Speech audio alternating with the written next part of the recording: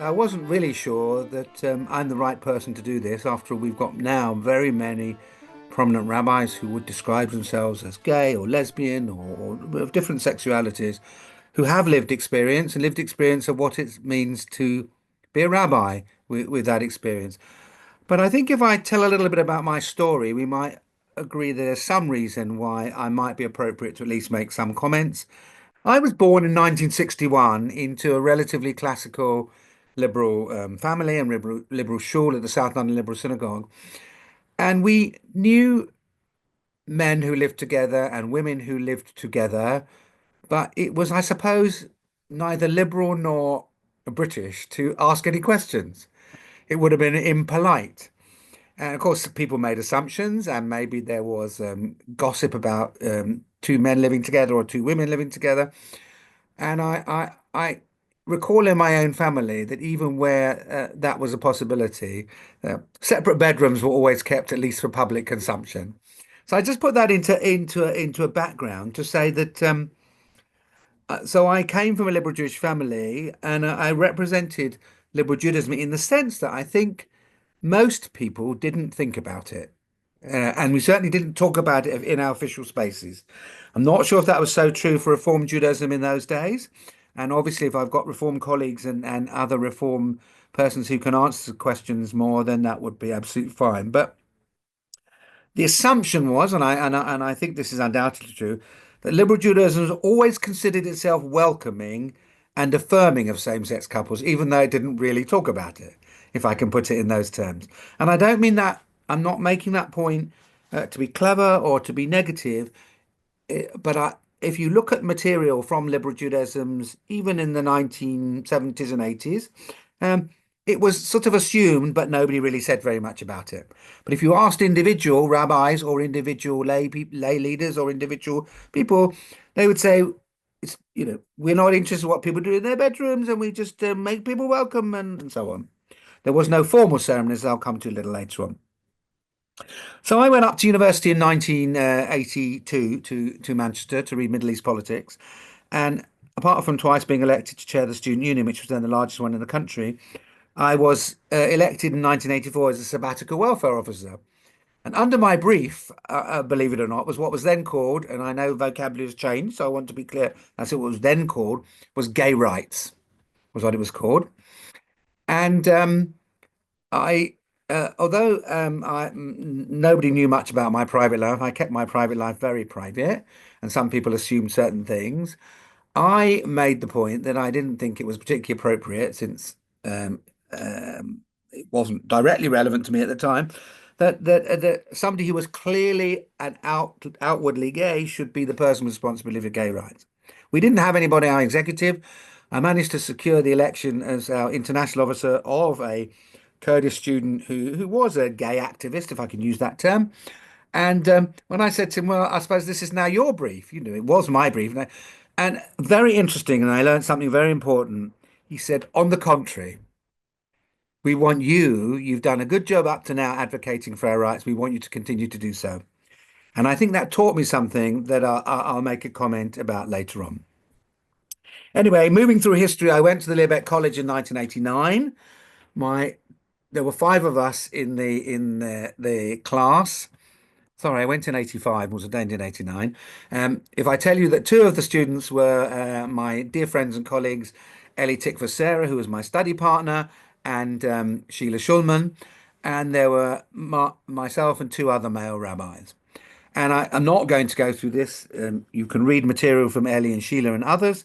Um, but they had a pretty rough time at the college because they were on effectively permanent probation because nobody knew at that time, not that we shouldn't, and not that we shouldn't have open lesbian rabbis, I think, but whether they'd ever get a job. And the college, that was the reason the college used for what we would now call a form of discrimination, even however politely and however semi-supportively. Anyway, be that as it may, uh, Ellie and Sheila were ordained with me, and I'm very proud that they were. I'm very proud to have been part of their class, and we worked very closely together. But I think what really, as far as liberal Judaism was concerned, that forced us, if I can put it that way, forced us to make a comment or do something was in 1991 when HIV/AIDS crisis saw such rampant discrimination against uh, gay men in particular, but just an outpouring, if I can put that term, of prejudice, which I'm sure members who are here tonight will have personally experienced. But what the movement decided to do, and I wasn't in charge of it then, I don't think, was to produce a leaflet called Where We, now note the vocabulary, because the vocabulary changes as I go through the story. Where We Stand on Homosexuality was the name of the leaflet.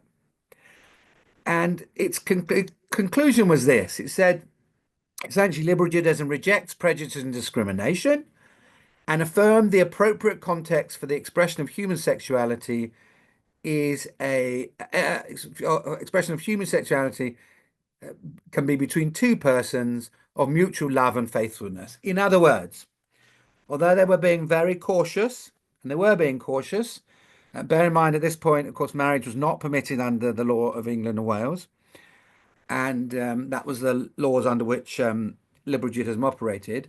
Um, this was the first, I think, formal acknowledgement that I can find. There may be others, but it's the first one I could find where the possibility, and I'm talking about marriage in particular, though it didn't only apply to marriage, that somehow uh, our gay and lesbian, and that's what it was. We didn't have all the other initials that were to come later on at this point. Um, uh, should suffer no discrimination, and indeed should their relationship should be welcomed. And I won't say sanctified at this point, but that was what clearly was being hinted at. That was followed in 1992, so only a year later, by something called and I can just show, called the Affirmations of Liberal Judaism. I have a version here. And affirmation, I can't remember the next one. I'll tell you how many. There were 42 affirmations on all sorts of things. Common ground was first of all, and that was all about Judaism, God, humanity, human history, covenant, Jewish people, Jewish history, so on and so on. And then it's a distinctive approach. Some of that was ideological about dynamic development of Judaism, diversity of Jewish tradition, respect for conscientious opinions, progressive Judaism, Judaism modernity, scholarship, messianic age, synagogue replacing the temple permanently, sincerity in worship. Finally, 32, we get the equal status of men and women in synagogue life. What you'd expect to be said there is said there. 33, the equal status of boys and girls in religious education, and what you would expect to be there is there. 34, the equal status of men and women in marriage law and ritual. So it starts by saying, as you would expect, we affirm the equal status of men and women in marriage law and ritual. With us, therefore, bride and bridegroom alike play an active role in the Jewish marriage service. Similarly, we object to the traditional get, that's the bill of divorce, by which the husband unilaterally sends away his wife and have created instead a reciprocal document. Moreover, and this is the important paragraph, you may say it's coming a bit late, but nevertheless it's here. Moreover, recognizing that there are loving, committed relationships other than marriage between a man and a woman, liberal Judaism recognizes the right of same-sex couples with and without children to receive equal treatment in all areas of congregational life, including the right to celebrate their partnerships with a service of commitment conducted by a rabbi. And this was, as I say, first produced, this is a later version, first produced in 1990. This is the 2006 edition. But as the millennium approached, the Rabbinic Conference, as it was then called at the time, was beginning to reflect on its policies and whether or not it was providing real equality where it could. Remember, the Marriage Act again was a legal document which liberal Judaism as an institution could not challenge, but whether it was providing real, proper, what it should have been providing. That led in 2000 and 2001, 2001 and up to 2002, the Rabbinic Conference decided to form a working party on same-sex commitment ceremonies. And I offered to chair that, and I offered to chair it, I think, for two reasons. One, that going back to my university experience, I realized that there was something called ally. It wasn't called allyship then, but there was something that um, this was not an issue for our gay members. It was an issue for all of us. And if our gay members were happy to have in chair somebody who was now a rabbi married with four children and ostensibly heterosexual, then that might enable us to achieve more than we might achieve.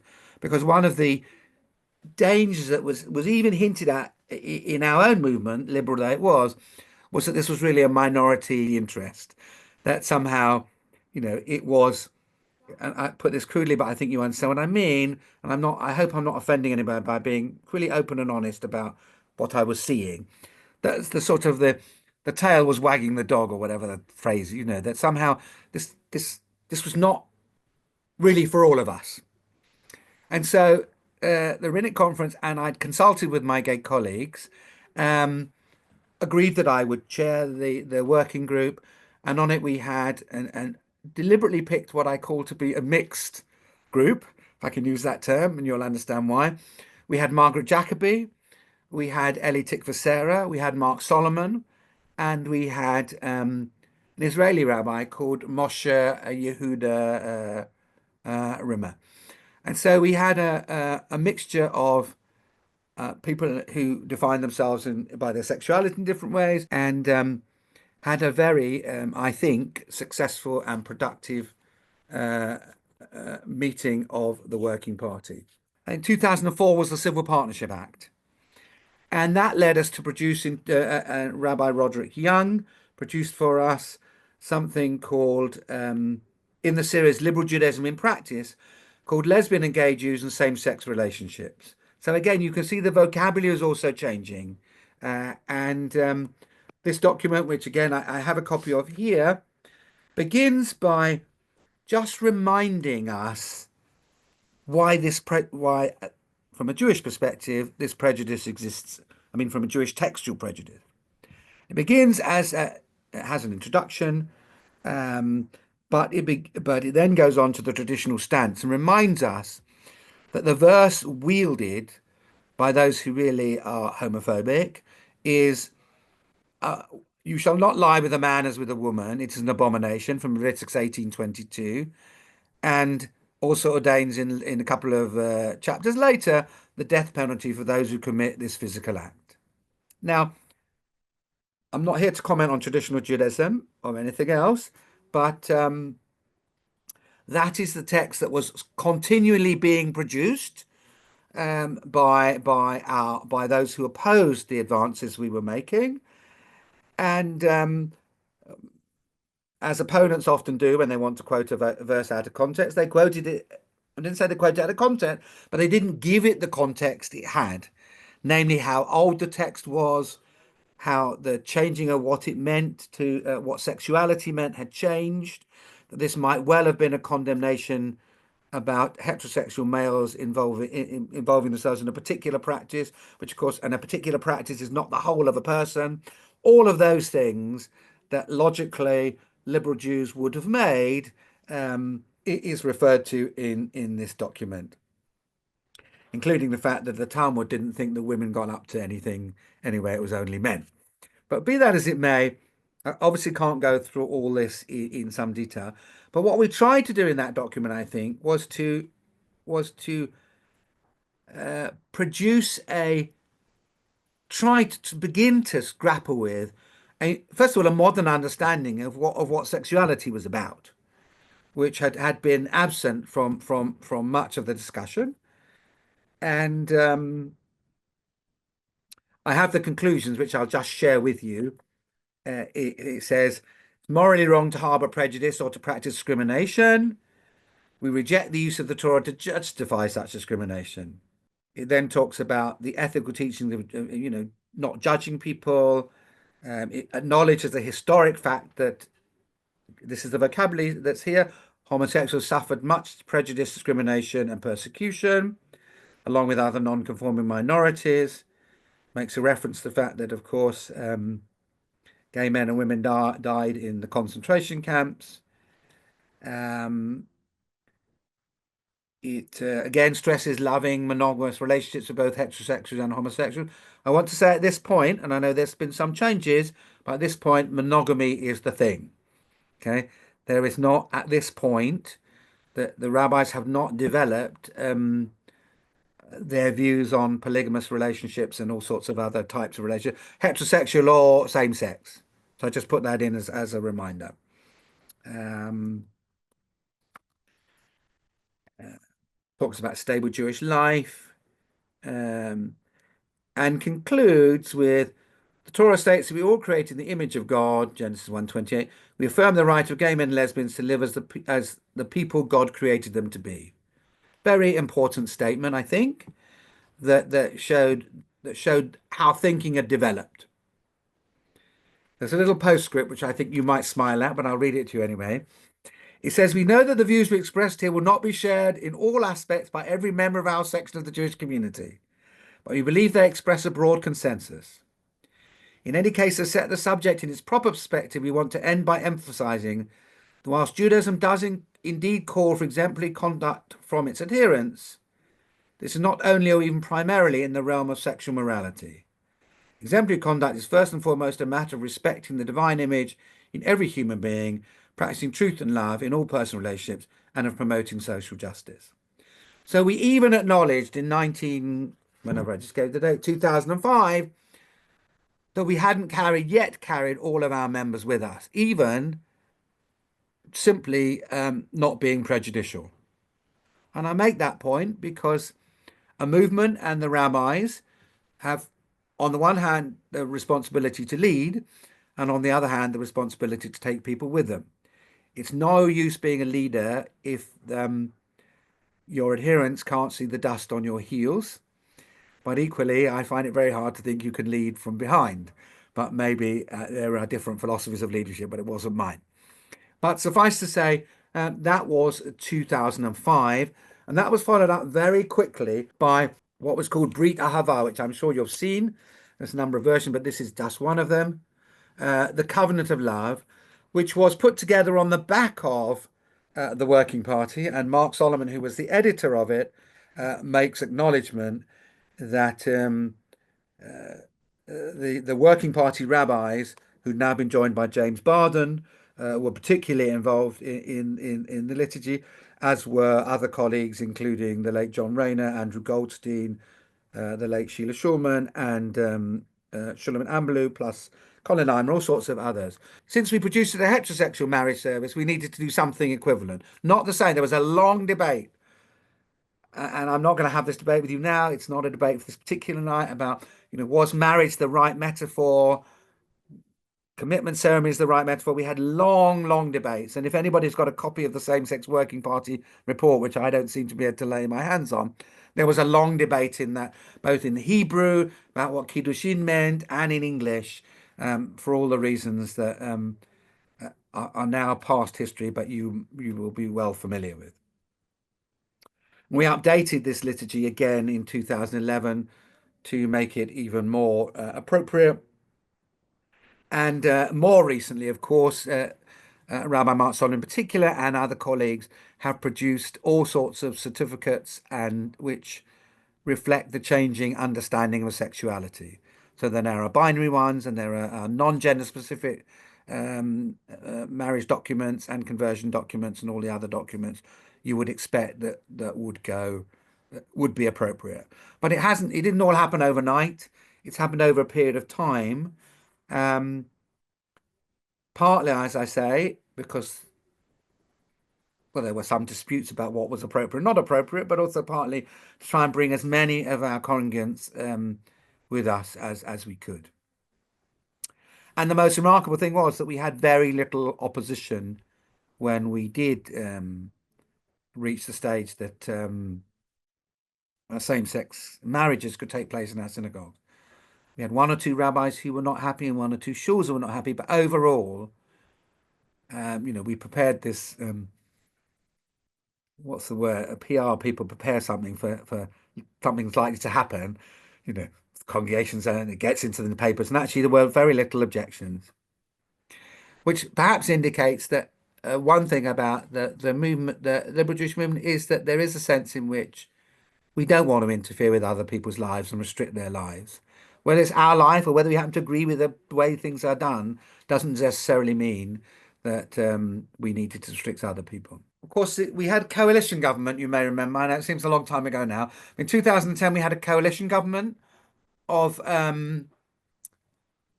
David Cameron's Conservatives and Nick Clegg's Liberal Democrat or Liberal Democrats. There were two ministers who took this on, namely Maria Miller from the Conservatives and Lynn Featherstone from the Liberal Democrats.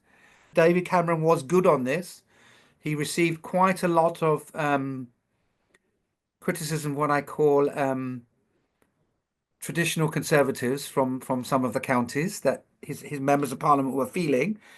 And we'll talk a minute about the churches and what they were saying and getting people to say to their members of Parliament.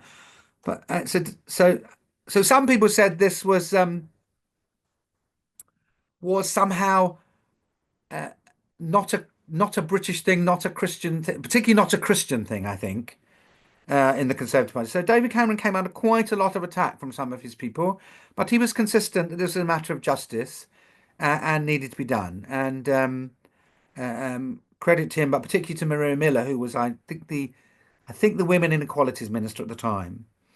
But anyway, so there was to be, I've got it here, a marriage bracket same-sex couples bill in February 2013, and there was call for evidence, and Liberal Judaism submitted evidence, which I'll just remind you of the final bit of it. I gave in my evidence, I gave a little bit of the history, and then I said, Liberal Judaism welcomes the proposals on equal marriage for a number of reasons. So that sometimes it was called equal marriage, but the bill was called same-sex couples marriage. Okay, so there was a bit of change of vocabulary. I said this, I made 7 or 8 points, and it becomes important because after you've given written evidence, some of you will know this more than I do. It's the only time I've ever been given evidence to Parliament. I'm very proud to do so, by the way. But I didn't know this, but you send in written evidence and then they decide who they're going to call. So I said this. I gave a little bit of the history that I've already just given to you. And I then said, Liberal Judaism welcomes the proposal on equal marriage for a number of reasons. One, Liberal Judaism seeks to be an active force for good in the lives of Jewish individuals and to make its contribution to the betterment of human society. It confronts unflinchingly the challenges of our time, welcomes gladly all advances in human knowledge, and responds constructively to changing circumstances. 2. Liberal Judaism affirms the Jewish conception of humanity that each individual is created in the divine image and believes that every person, despite their natural and other differences, ought to be afforded equality of rights, responsibilities, and opportunities. 3.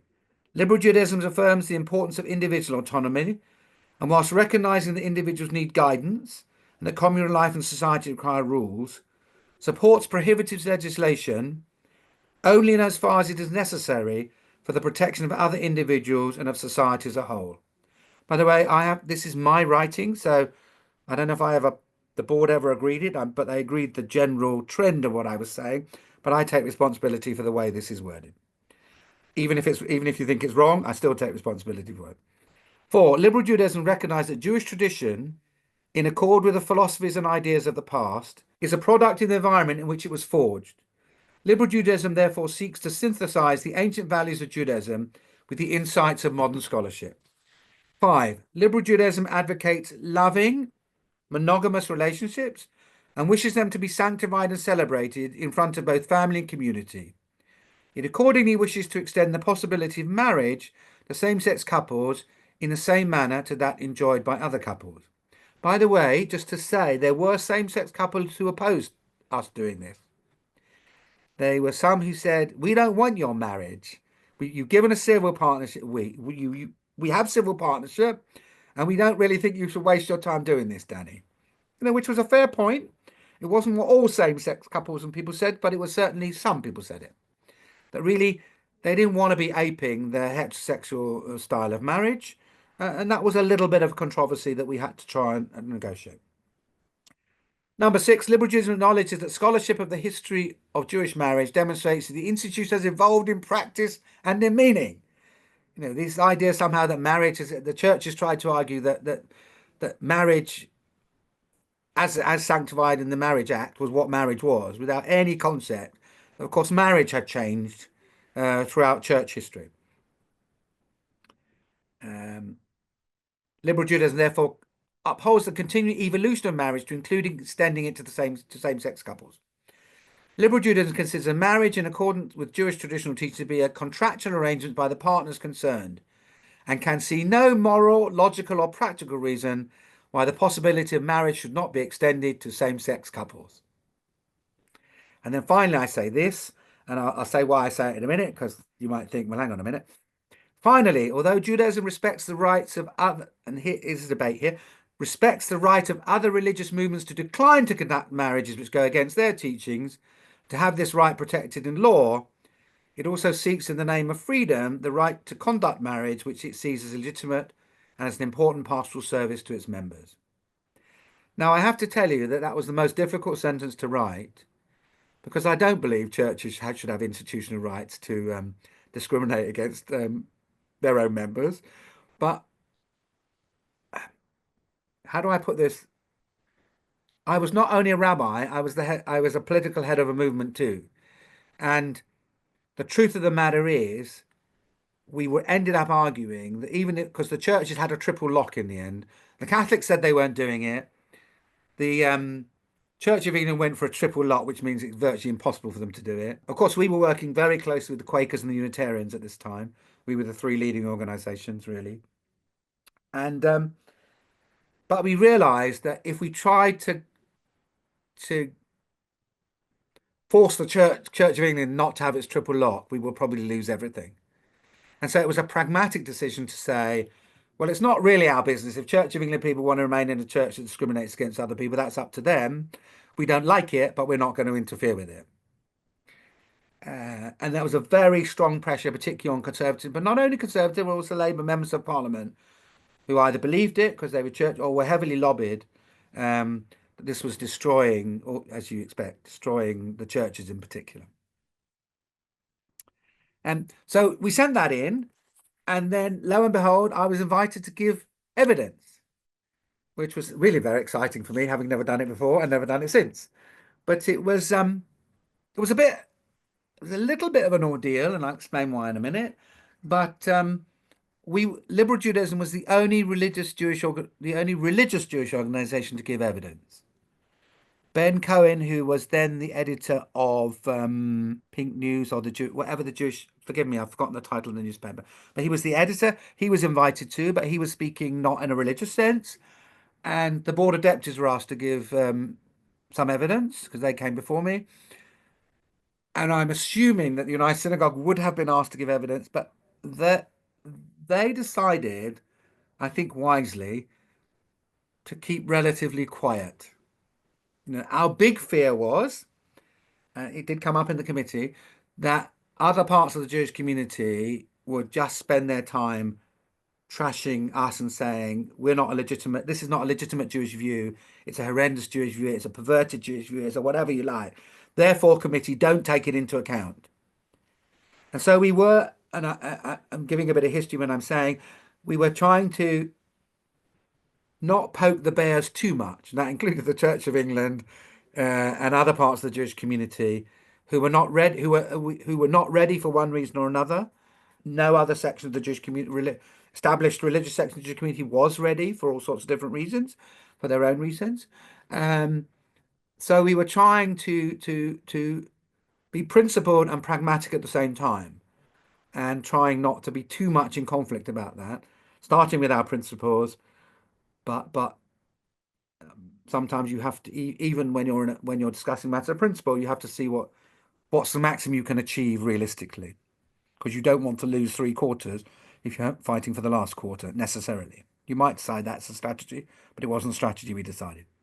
You're sat before a committee of 12. I'll tell you some of the people who were there. Chris Bryant, who of course is a gay member of Parliament, former Church of England vicar, now minister, I think, in the Department of Science and Technology or somewhere now, Labour minister, very supportive.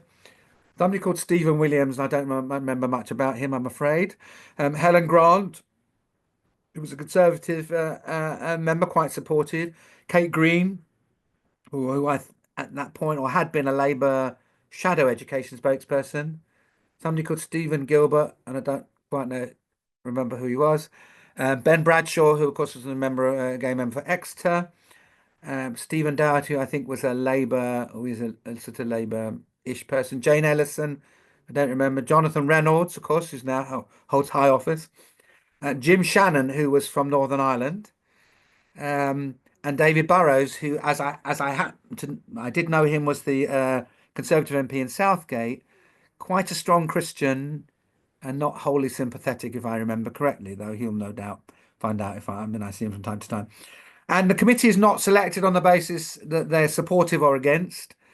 I mean, some are, they have to have a balance of people who are supportive and against, in starting supportive and against, but their task was to investigate and decide the details of the bill, which they did. Um, I would say, some supportive questions, some challenging questions, particularly about biblical texts from Northern Ireland, um, from somebody who asked me about the view of the Orthodox chief rabbi and why was his view not being put here, which was of course not my issue. Anyway, we gave our evidence, we went away, and as you know, the bill is now as it is. With the likely merger of the two movements, the progressive Judaism, I think, will do what Reform and liberal synagogues do, which is build on the past and confront modern issues of the day. I'm not directly involved in those issues as I was before, but I'm confident our movement will eventually get around to looking at other issues, particularly polyamorous relationships, which I think is an issue that we haven't yet really thought about in any great detail. I've raised it twice and run away, not because I've run away from the issue, but because I'm not as involved as I was. But I think all of our colleagues and rabbis and lay people will need to be thinking about, that amongst other things, notwithstanding, of course, QTI and the issues around trans, which are, of course, are challenging for the courts and for businesses, for trade unions, for schools, and all the others. And we will have to, I guess, the movement or individual rabbis will take a principled view on what should be done there. But I hope I brought you up to date, as not up to date. I hope I've given you a bit more of the history. I'm less responsible for the up to date. There are others who around the room who I'm sure will be able to give you more up to date. But I hope, Simon, that's done what you asked me to do. Oh, thank you very much, Rabbi Danny. I mean, exactly what I want to do. Before we go to questions that people may have, question for me. I mean, if you were to sum up today, the approach to LGBT plus within progressive Judaism, how would you summarize that? I hope it's becoming a non-issue. I mean, and I say that for a number of reasons. One is, if you talk to I've got children in their 30s, it's a non-issue. It's just a non-issue. And that doesn't mean people are not, listen, I want to be clear. People are still suffering discrimination and prejudice and things they shouldn't suffer.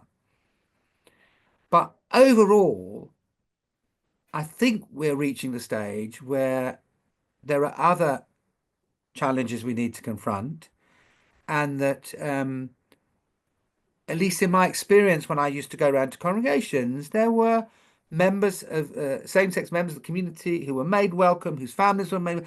We rabbis are dealing with very different styles of people than they were 40 years ago, including how they organize their families, how they raise their children, the way in which their children come into being. And I think good progressive rabbis, and I use that term with a capital P and a small p, start with number one, that the person is just like them, has the same spark of divine in them as the rabbi has in him or her. And if you start as your starting point, um, and you can, as much as you're loving to your congregations, I wouldn't necessarily use that term, but you know what I mean by that. Um, then you can hear people's experiences and make sure that your community responds appropriately. I mean, I now serve a community that has been more traditional than some of the liberal synagogues that I came from and that I ministered and I was born into.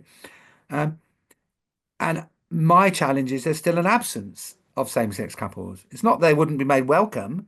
They've been officially made welcome, quote unquote. And so the question I have to ask myself and my congregation is, well, why are they not there?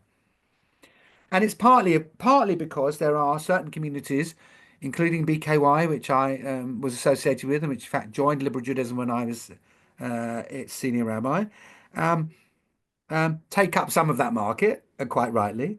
And there are other communities which are perceived to be more gay, if I just use that term, inverted commas, gay friendly, and so couples agitate towards there.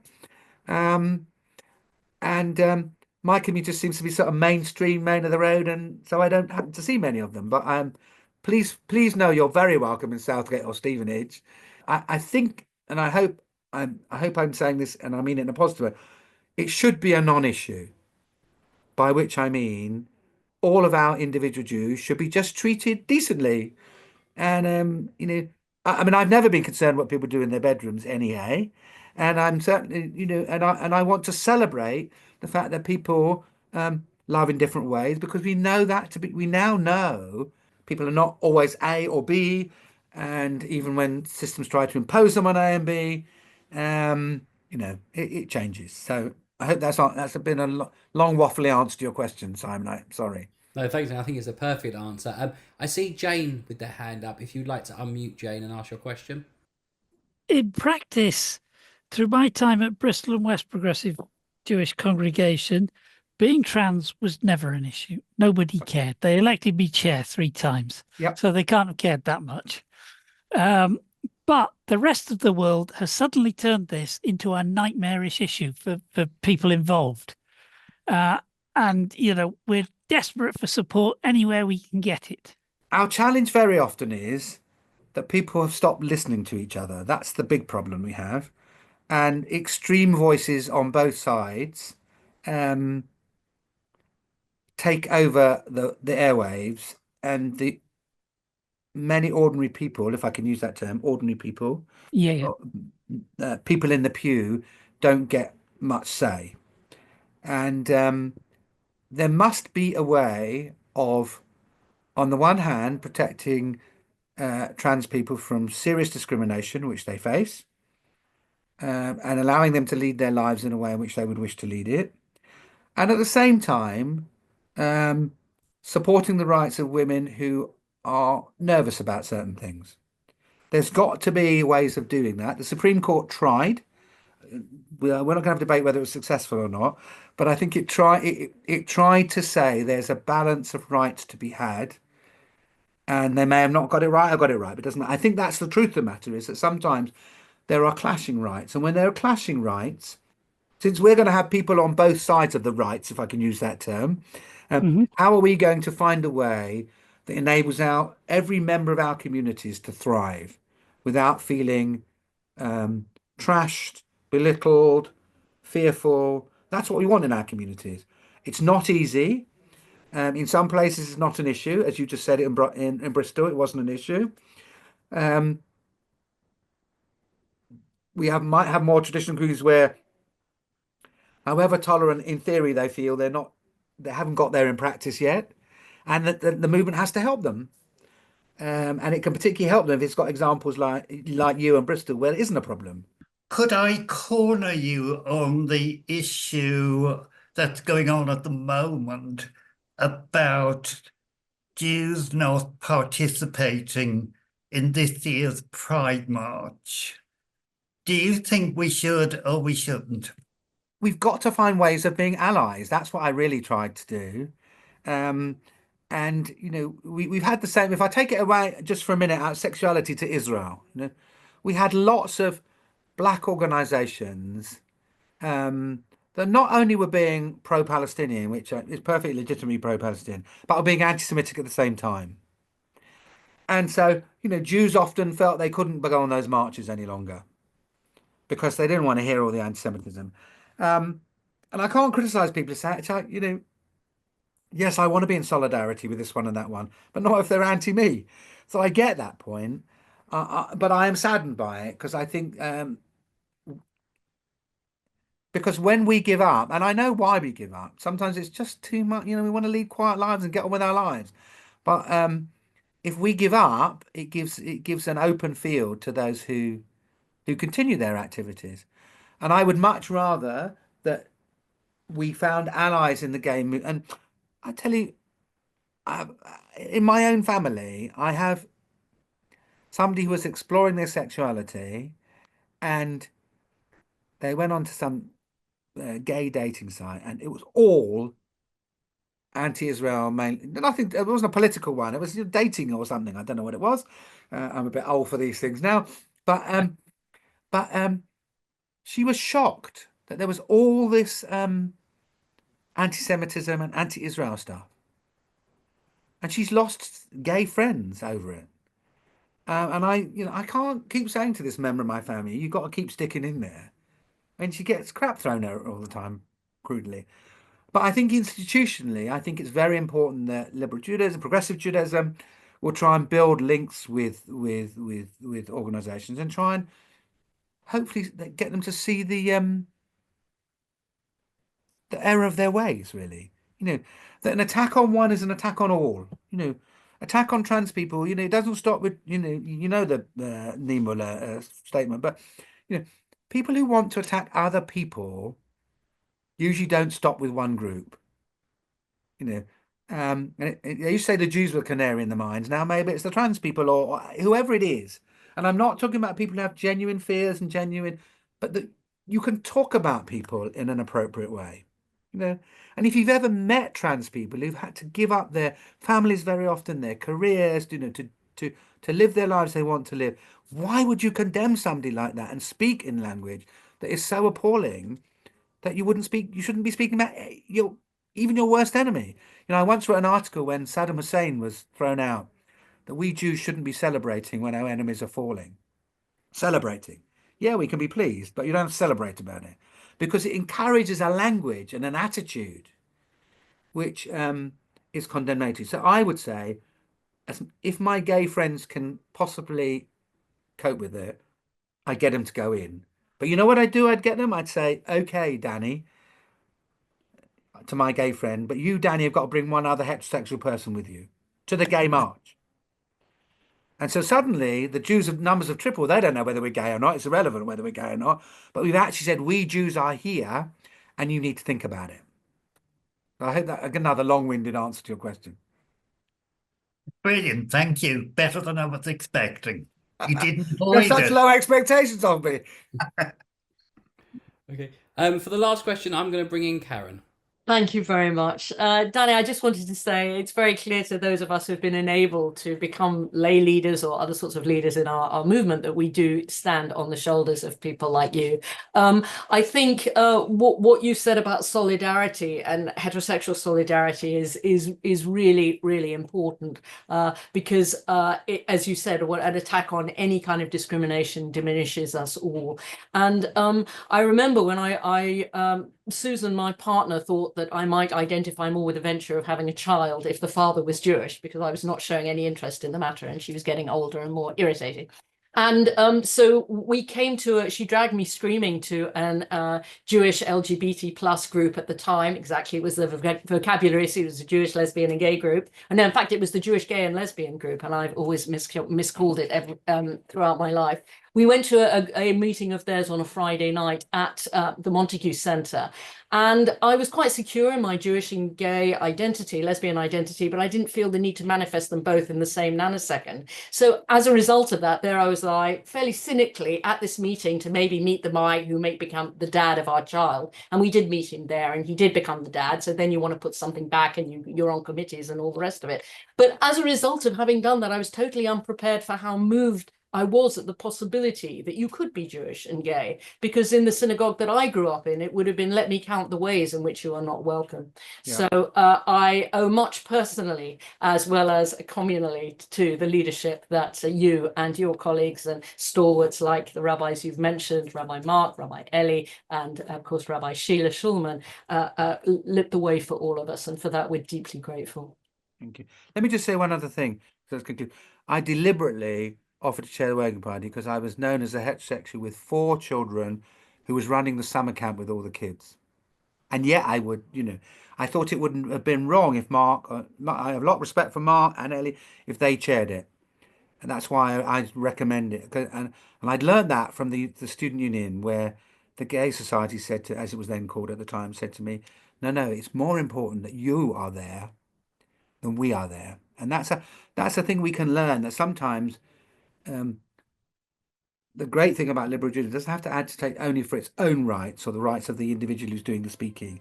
And sometimes it's more appropriate to have somebody who isn't going to have thinks at the moment they're not going to have a direct benefit. That's what I meant by Mandy Rice Davis. They would say that, wouldn't they?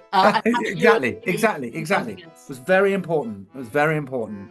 And allyship, which a word I didn't really know what it meant, but I knew what it was. I just didn't know what it meant.